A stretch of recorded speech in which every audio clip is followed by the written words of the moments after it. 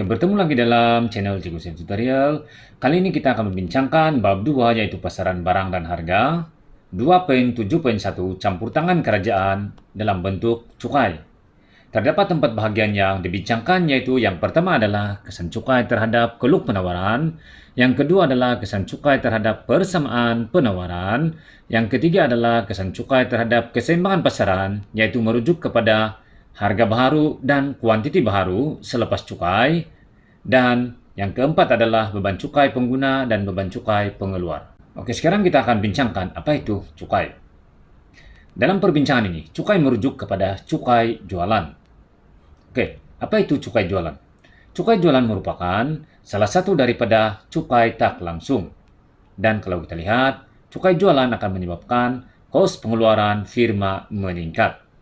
Dalam hal ini, pengeluar boleh memindahkan beban cukai kepada pengguna dengan cara menaikkan harga barang.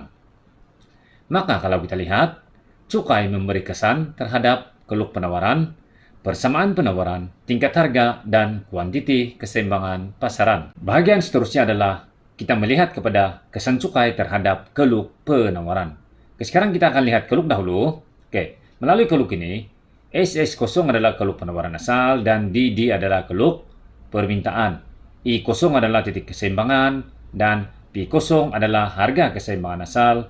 Q0 adalah kuantiti keseimbangan asal. Sekarang kita lihat penerangan. Cukai jualan menyebabkan kos pengeluaran firma meningkat. Maka peningkatan kos pengeluaran menyebabkan firma terpaksa mengurangkan pengeluaran. Jadi sekarang kita lihat keluk. Apabila firma mengurangkan pengeluaran, maka keluk penawaran beralih ke kiri daripada SS0 kepada SS1. Oke, jadi kita lihat penerangan. Kesannya, keluk penawaran beralih ke kiri dari SS0 ke SS1. Dan seterusnya, harga meningkat daripada P0 ke P1 dan kuantiti menurun dari Q0 ke Q1. Jadi kalau kita lihat di sini, kesan utama cukai adalah keluk penawaran beralih ke kiri. Dan ini akan menyebabkan harga meningkat dan seterusnya kuantiti menurun. Sekarang kita lihat pula kesan cukai terhadap persamaan penawaran. Oke, dalam perbincangan ini dibahagikan kepada dua, yaitu persamaan kuantiti dan persamaan harga. Ini karena kedua-duanya menggunakan atau menunjukkan kaedah pengiraan yang berbeza, walaupun kesan dia adalah sama. Oke, sekarang kita akan bincangkan dahulu persamaan kuantiti. Oke, diberi QS sama dengan 40 tambah 2P dan cukai adalah RM5. Oke, sekarang kita lihat persamaan penawaran selepas cukai. Maka persamaan penawaran selepas cukai adalah QS sama dengan 40 tambah 2 dalam kurungan P tolak cukai. Dalam hal ini cukai adalah 5, maka P tolak 5. Oke, sekarang kita lihat. Kita bagi fokus kepada yang berwarna merah, negatif 5. Itu adalah cukai. Negatif 5 itu adalah cukai. Dua persoalan yang wujud di sini. Kenapa tolak? Oke, lihat. Negatif 5. Kenapa tolak? Persoalan pertama. Persoalan kedua adalah kenapa ada kurungan? Oke, 2 kurungan P tolak 5. Kenapa ada kurungan? Oke, kita lihat persoalan pertama. Negatif 5, tolak 5. Mengapa kita perlu tolak cukai? Ini karena cukai menyebabkan kuantiti menurun. Maka perlu ditolak untuk memastikan kuantiti menurun. Ke persoalan kedua, kenapa ada kurungan? Ini karena cukai mempunyai kesan secara tidak langsung terhadap kuantiti. Oke, kesan secara tidak langsung. Sebab itu kita buat kurungan. Dan akhirnya kita dapat QS sama dengan 40 tambah 2P tolak 10 dan persamaan penawaran selepas cukai adalah QS sama dengan 30 tambah 2P. Oke, seterusnya kita bincangkan persamaan harga. Kesan cukai terhadap persamaan penawaran dengan menggunakan persamaan harga. Lihat maklumat, P sama dengan 20 tambah 2Q dan cukai adalah RM5. Oke, persamaan penawaran selepas cukai adalah P sama dengan 20 tambah 2Q tambah cukai. Dalam hal ini cukai adalah 5, maka tambah 5. P sama dengan 20 tambah 2Q tambah 5. Oke, sama juga berlaku dua persoalan. Kenapa kita perlu tambah? Itu yang pertama. Dan yang kedua, kenapa tiada kurungan? Terus tambah. Oke, kenapa perlu tambah? Karena cukai menyebabkan harga meningkat. Lihat, ini adalah persamaan harga. Maka kita perlu tambah cukai untuk memastikan harga meningkat. Seterusnya bagi persoalan kedua, kenapa tiada kurungan? Sebab cukai mempunyai kesan secara langsung terhadap harga. Maka tidak perlu meletakkan kurungan. Oke, dan akhirnya kita dapati persamaan penawaran selepas cukai adalah P sama dengan 25 tambah 2Q. Sekarang kita lihat kesan cukai terhadap keseimbangan pasaran, yaitu harga dan kuantiti keseimbangan sebelum dan selepas cukai. Oke, sekarang kita akan lihat dahulu keseimbangan sebelum cukai. Oke, maklumat yang diberi adalah seperti berikut. QD sama dengan 20 tolak P dan QS sama dengan negatif 40 tambah 3P. Cukai sama dengan RM4. Oke, untuk penyelesaian ini, maka kita akan hitung dahulu harga dan kuantiti sebelum cukai. Oke, sekarang kita lihat penyelesaiannya. QD sama dengan QS, yaitu persamaan permintaan sama dengan persamaan penawaran. Oke, maka 20 tolak P sama dengan negatif 40 tambah 3P.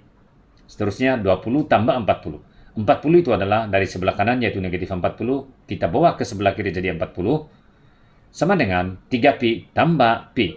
P itu adalah daripada sebelah negatif P. Oke.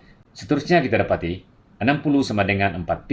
Dan akhirnya harga sebelum cukai yang kita dapati, harga keseimbangan sebelum cukai adalah P sama dengan RM15.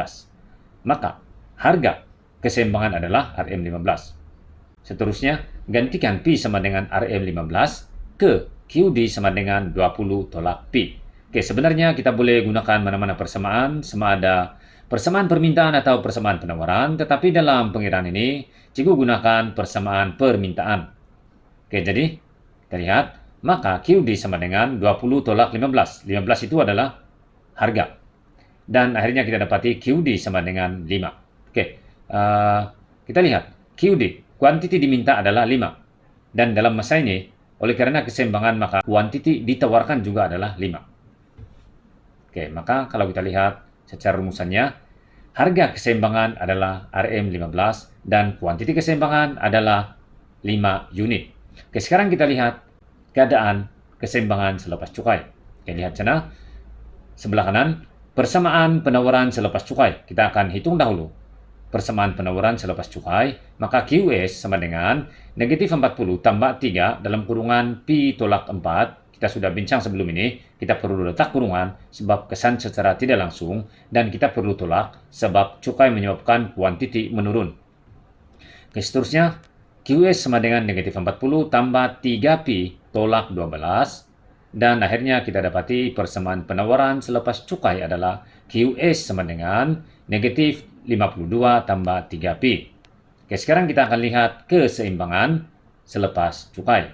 QD sama dengan QS sama dengan, kita dapati 20 tolak P sama dengan negatif 52 tambah 3P. Kemudian kita dapat 72 sama dengan 4P, dan akhirnya harga adalah RM18. Harga selepas cukai adalah RM18. Oke, gantikan P sama dengan 18 ke dalam QD sama dengan 20 tolak P. Maka QD sama dengan 20 tolak 18, dan kita dapati QD sama dengan 2 unit. Bermakna harga selepas cukai, harga keseimbangan selepas cukai adalah RM18 dan kuantiti keseimbangan selepas cukai adalah 2 unit. Oke, untuk lebih jelas, untuk kita buat perbandingan tingkat harga dan kuantiti sebelum dan selepas cukai, kita lihat paparan ini. Oke, cikgu sudah tandakan berwarna merah di sana, highlight merah supaya kita boleh nampak dengan jelas. Oke, lihat harga dahulu. Sebelum cukai, sebelah kiri, P sama dengan RM15. Kemudian sebelah kanan, P sama dengan RM18. Oke, ini adalah harga sebelum dan selepas cukai.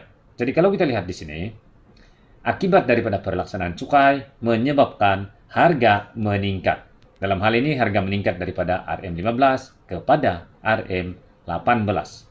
Oke, seterusnya, bagi kuantiti pula, kalau kita bandingkan, kuantiti sebelum cukai adalah 5 unit dan selepas cukai adalah 2 unit. Ini bermakna pelaksanaan cukai menyebabkan kuantiti menurun. Oke, sangat jelas sana, kita boleh lihat perbandingan. Kuantiti menurun daripada 5 unit kepada 2 unit. Oke, jadi memang jelas di sini bahwa kesan cukai yang utama adalah satu, harga meningkat. Yang kedua, kuantiti menurun. Ini adalah petunjuk kepada pengiraan kita. Oke, seterusnya kita akan lihat beban cukai pengguna dan beban cukai pengeluar. Bagi perbincangan beban cukai pengguna dan beban cukai pengeluar, dibincangkan melalui dua kaidah, yaitu yang pertama adalah kaidah persamaan dan yang kedua adalah kaidah keluk atau kaidah rajak. Kita akan bincangkan dahulu melalui kaidah persamaan. Oke, lihat di sini, sebelah kiri itu adalah beban cukai pengguna dan sebelah kanan itu adalah beban cukai pengeluar. Oke, kita akan bincangkan dahulu beban cukai pengguna. Rumus bagi beban cukai pengguna adalah bersamaan dengan harga baharu tolak harga asal ke dalam kurungan darab dengan kuantiti baharu. Maka kita boleh ringkaskan PB tolak PA dalam kurungan darab dengan QB. Oke, jadi sekarang kita buat penyelesaian. Oke, tapi sebelum itu lihat maklumat di tengah. Oke, yang di tengah. Cikgu tulis semula maklumat harga asal, harga baharu, kuantiti baharu, dan nilai cukai supaya kita tidak perlu kembali semula kepada paparan sebelum ini untuk memudahkan. Oke, jadi PA atau harga asal adalah RM15, PB yaitu harga baharu adalah RM18, QB itu kuantiti baharu adalah 2 unit, dan T cukai sama dengan RM4. Oke, sekarang kita teruskan pengiraan. Kita tulis rumus pengiraan di sana. Oke, tapi jangan lupa untuk penghitungan maka kena tulis rumus penuh. Kena tulis rumus penuh yaitu harga baharu tolak harga asal dalam kurungan darab dengan kuantiti baharu. Oke. Jadi kita teruskan pengiraan sama dengan PB tolak PA dalam kurungan darab QB, dan kita dapati PB itu adalah 18 dan PA itu adalah 15 dan QB itu adalah 2, maka kita dapati sama dengan 18 tolak 15 darab 2. Akhirnya kita dapat 3 darab 2 dan beban cukai pengguna adalah RM6. Oke, di sini sangat jelas. Beban cukai pengguna adalah RM6. Oke, sekarang kita lihat pula beban cukai pengeluar. Oke, rumus bagi beban cukai pengeluar adalah kurungan besar, kemudian cukai tolak dalam kurungan kecil, harga baharu tolak harga asal. Oke, baru darab dengan kuantiti baharu. Dan kita boleh ringkaskan menjadi seperti berikut.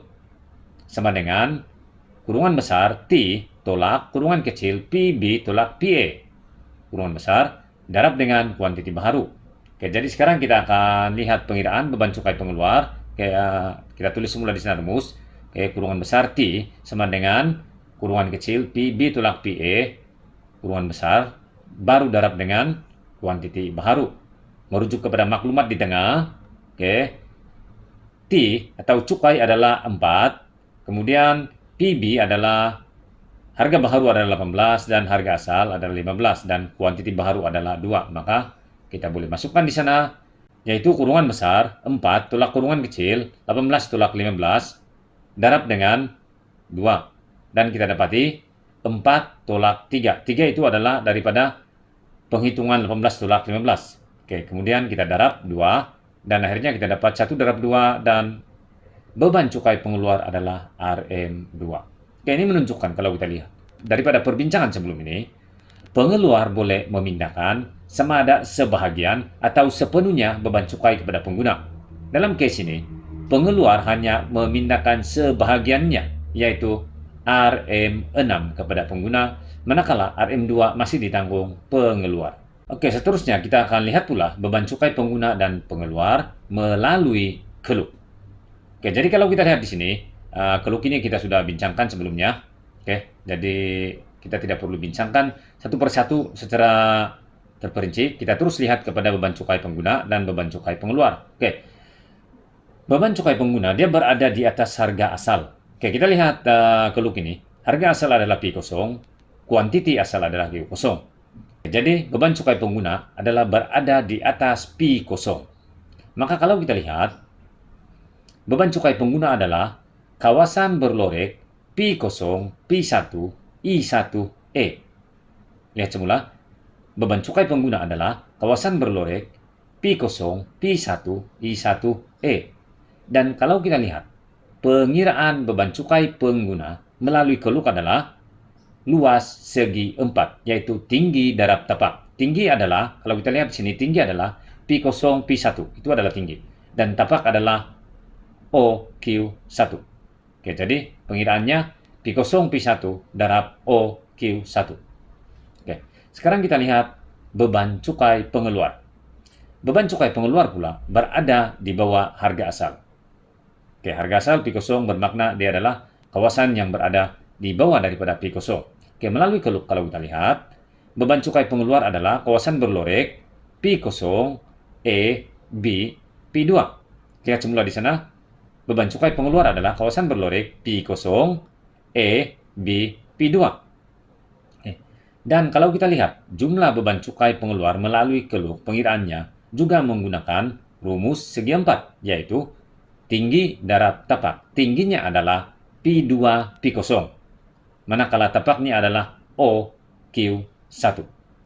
Maka, jumlah beban cukai pengeluar melalui adalah P2 P0 darab dengan OQ1. Oke, melalui perbincangan ini kita sudah membincangkan apa itu cukai, kesan cukai terhadap penawaran, tingkat harga, dan kuantiti keseimbangan, dan seterusnya kita sudah membincangkan beban cukai pengguna dan beban cukai pengeluar. Oke, sekian pertemuan pada kali ini, dan kita akan bertemu lagi pada tutorial yang akan datang untuk membincangkan kesan subsidi. Sekian dan terima kasih.